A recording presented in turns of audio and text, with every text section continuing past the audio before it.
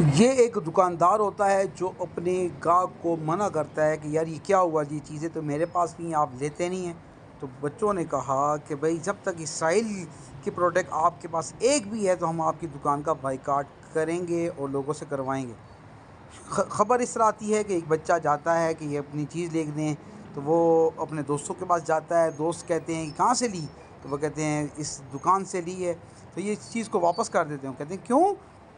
آگے جا کے وہ اسی دکان سے دوسرا کا مال لے کے پیتے ہیں، تو وہ دیکھتا ہے یہ کیا چیز، یہ چیز تو میرے پاس بھی ہے، تو یہ کہتے ہیں کیوں نہیں مجھ سے لی چیز، تو وہ کہتے ہیں جب تک اسرائیل کی بائیکاٹ کی مہم میں آپ نے ایک چیز بھی رکھی ہے تو ہم آپ کی دکان کا بائیکاٹ کریں گے۔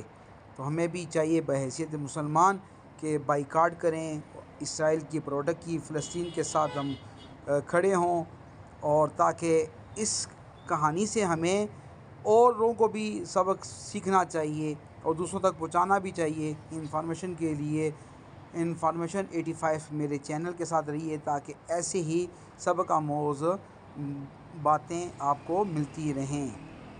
بہت شکریہ۔